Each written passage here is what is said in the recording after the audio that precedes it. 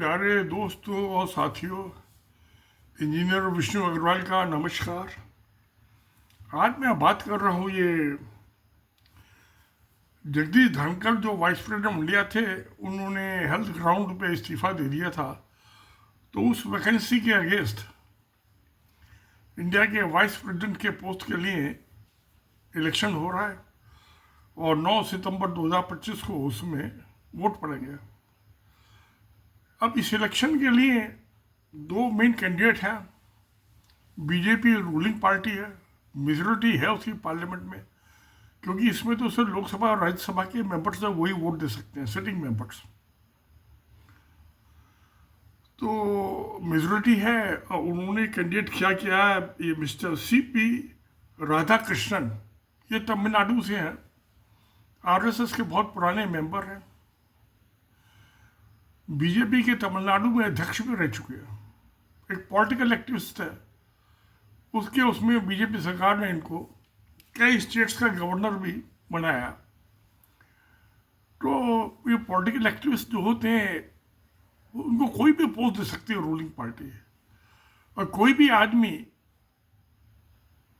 जो है political activist हो सकता है, किसी पॉलिटिकल पार्टी का मेंबर भी हो सकता है।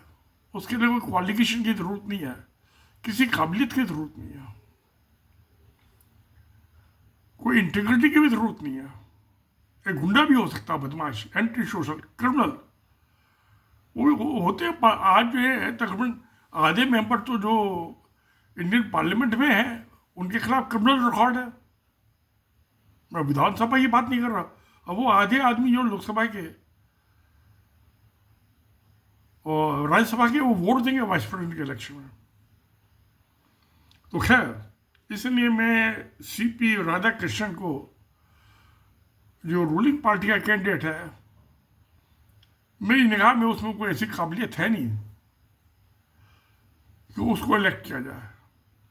अब उसके अपोजिट में जो अपोजिशन पार्टीज है, उन्होंने कैंडिडेट किया है जस्टिस बी सुदर्शन रेड्डी।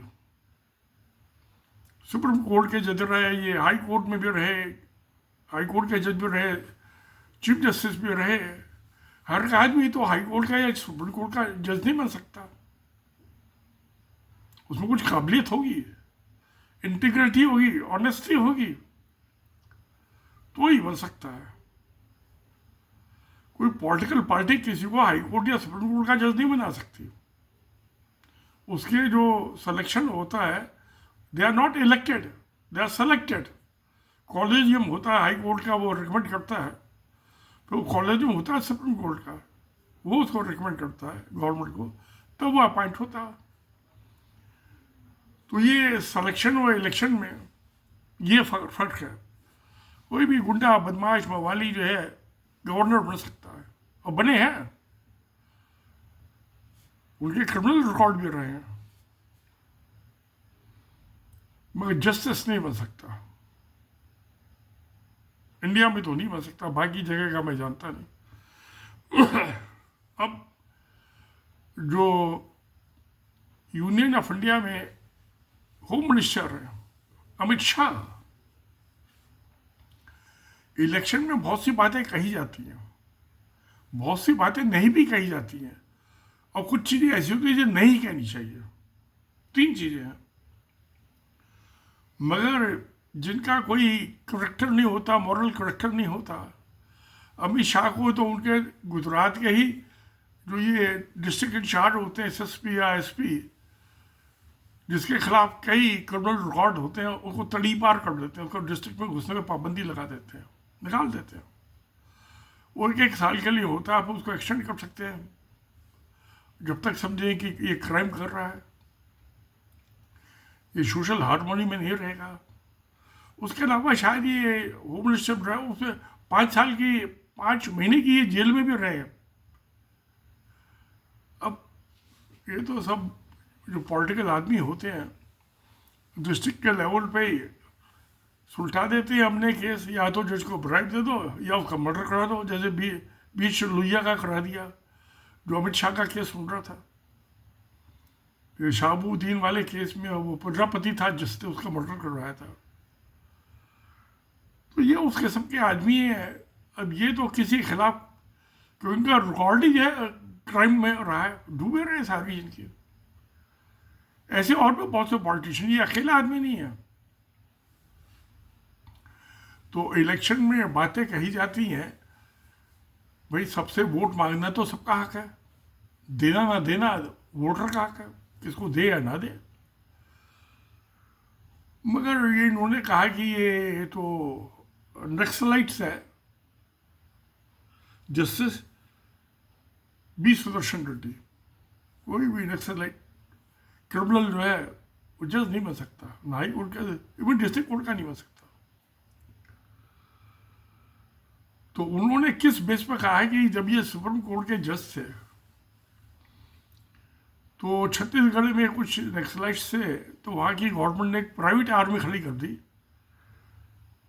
उसका नाम था सलवा जुलूम। उनको पुलिस ने ट्रेनिंग दी और गनमन दे दिया, राइफल वगैरह दे दी। यानी पुलिस नहीं लड़ेगी जो अच्छा वो भी ट्राइबल थे, ये सलवा जुलूम के मेंबर थे, और जिनको मारने के लिए उनको ठेका दिया था वो भी ट्राइबल्स थे, दोनों ट्राइबल थे। तो ट्राइबल से लड़ा दो, मरवा दो, सरकारी पुलिस क्यों मर रहे। खैर, तो उन्होंने उसको इलीगल अपने जजमेंट में कहा, सलवा जुलूम को। एक किस्म की प्राइवेट आर्मी खड़ी कर दी थी गवर्नमेंट ने, जो नहीं करनी चाहिए। बहुत उसके बाद पुलिस फोर्स है, सेंट्रल पुलिस फोर्स है, स्टेट की पुलिस फोर्स है, मोर देन एनफ। मगर सत्ता के आंधी में तो आदमी अंधा हो जाता है, अकल से दिवालिया हो जाता है। तो खैर, अब जो कि ये भी पॉलिटिकल डिसीजंस होते हैं। पॉलिटिक्स में और गवर्नेंस में बहुत से गलत काम भी करने पड़ते हैं। जैसे पंजाब में खालिस्तान के नाम पे सिखों को मारा गया। और अब जो मैंने पिछले 2 वीडियो में बताया था कि जो 1993 में जिनको मारा पुलिस वालों को, उनके जजमेंट अब आए हैं 2025 में। और जिन पुलिस वालों ने एक केस में एसपी था, डीएसपी था, इंस्पेक्टर था, 2 एसआई थे, और दूसरे केस में एसएसपी, डीएसपी, इंस्पेक्टर और 2 एसआई, उनको इम्प्रिजनमेंट हुआ up to death, not life, up to death. तो मगर जो उस टाइम की पॉलिटिकल लीडरशिप थी, उन्होंने ये पॉलिटिकल डिसीजन लिया कि इनको मार दो। और ये मारने का काम कोई डीजीपी या आईजी या डीआईजी नहीं करता, ये तो जो डिस्ट्रिक्ट के इंचार्ज होते हैं पुलिस में और थानों के इंचार्ज वही मिलके करते हैं। तो उन्हीं के खिलाफ डायरेक्ट एविडेंस आएगी, उन्हीं को सजा होगी। डीजीपी को या आईजी को या डीआईजी को, जो रेंज का इंचार्ज, उसको नहीं होती। जिन्होंने एग्जैक्ट एक्चुअल ग्राउंड पे ऑपरेशन किया उनको होती है, फेक एनकाउंटर में, बोगस एनकाउंटर। तो इसी किस्म की चीज़ और कर रहे थे सलवा जुलूम वाले। कुछ लोग गए कोर्ट में, हाई कोर्ट में जाएंगे तो सुप्रीम कोर्ट में जाएंगे, तो कहा भाई ये इलीगल है, इसको डिसबैंड करो। अब मैं तो 2 दफ़े सुप्रीम कोर्ट में पिटिशन पर्सन अपियर हो चुका। एक दफ़ा 91 में गया था, सक्सेसफुल। सुप्रीम कोर्ट ने स्टे वैकेट कर दिया था।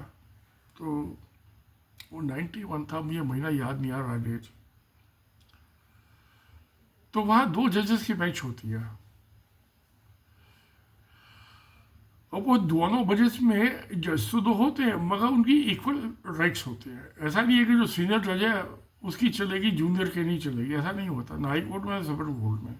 मैंने ये हाई कोर्ट में भी नोट किया, एक सीनियर जज होता है, एक जूनियर होता है, मगर उनकी जजमेंट की वैल्यू एक ही है, इक्वल है।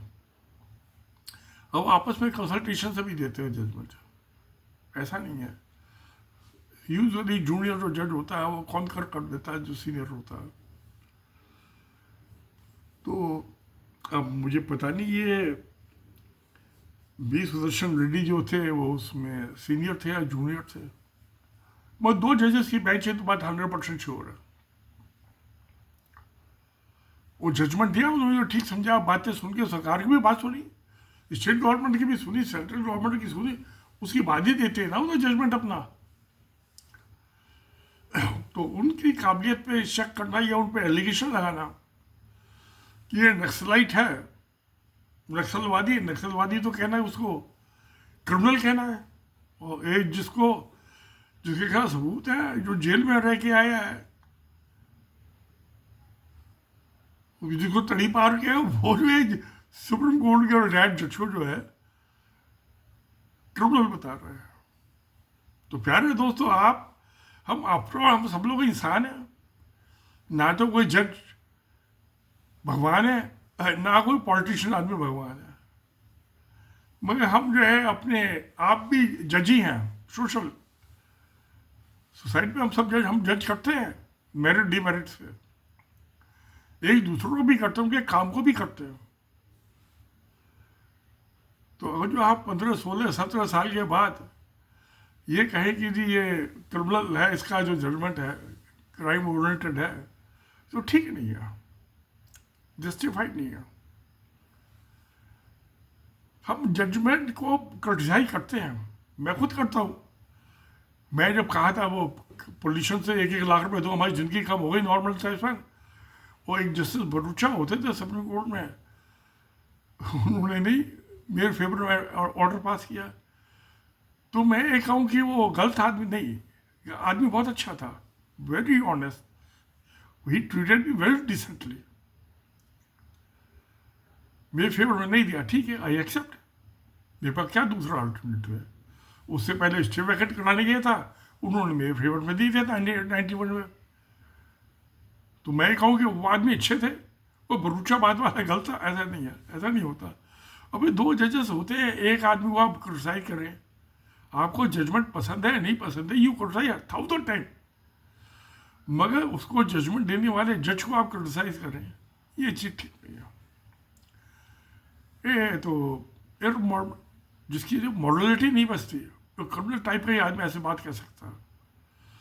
अब 18 जो जजेस हैं सुप्रीम कोर्ट, उसमें से शायद 7 जजेस सुप्रीम कोर्ट के हैं, और बाकी जो है हाई कोर्ट के जजेस हैं, रिटायर्ड है सब। तो रिटायर्ड जजेस ने एक लेटर लिखा है होम मिनिस्टर को, जो आपने ये सुप्रीम कोर्ट के रिटायर्ड जज को क्रिटिसाइज किया है, वो भी इंडिसेंट ढंग से, वो ठीक नहीं है। होम मिनिस्टर की आप हाई पोस्ट पर बैठे हुए हो, तो मैं तो उसको नालायकी कहूँगा, पाजीपन। मैं कभी सुप्रीम कोर्ट के जज को, जजमेंट को तो मैं खूब क्रिटिसाइज करता हूँ, बहुत सारे जजमेंट से मैं इत्तेफाक नहीं रखता, आई डिफर, मैं आर्बिट्रेटर हूँ। डिस्ट्रिक्ट कोर्ट के जज के था, आपको 10 मामले मिल जाएंगे अपील लगाने के लिए, आर्बिट्रेटर के खिलाफ फैसला अवार्ड किया, उसे 2 ही अपील दी, उसने एक पार्टी को मौका नहीं दिया सुनवाई में, उसकी बैक पे हियरिंग की है, और दूसरा उसने उसकी इंटीग्रिटी डाउटफुल है। एरर ऑफ जजमेंट तो हाई कोर्ट ठीक कर देगी, तो बहुत मुश्किल है। एक तो फूड कॉर्पोरेशन इंडिया गया था मेरे अवार्ड के खिलाफ, जयपुर हाई कोर्ट ने उनका भी ये जस्टिफिकेशन दिया है, रीज़न दिया है क्यों इतना हाई इंटरेस्ट रेट दिया, आप बताइए इसमें क्या कमी है। वो बता नहीं भाई, तो अपहेल्ड किया उसको, अवार्ड को देना पड़ा फूड कॉर्पोरेशन इंडिया को पैसा, मैं बिहार से। तो जजमेंट आप खूब करना चाहिए, उसमें बहुत से जजमेंट एक्चुअली होती भी ये डिफिशियंसी है, ये भी सुप्रीम कोर्ट उसे रिवाइज कर देती है अपने आप स्यू मोटो, ऐसी बात नहीं हुए ऐसे केसेस। मगर किसी आदमी को आप नक्सल का एक क्रिमिनल जो है, जिसका खुद क्रिमिनल रिकॉर्ड है, वो एक आदमी है, कोई भी आदमी होम मिनिस्टर बन सकता है, हाई कोर्ट का सुप्रीम कोर्ट का जज नहीं बन सकता। तो दोनों में डिफरेंस ये है, एक आदमी सेलेक्टेड है विद रिगरस स्क्रूटनी, एक आदमी लफंगा है, सड़क छाप, तो दोनों बड़ा फर्क है। ये सच्चाई है, डेमोक्रेसी है। तो मैं तो कहता हूँ गलत है उनका एक्शन, तो मेरी कहा सच्चाई है, तो सत्य में जयते। नमस्कार, धन्यवाद।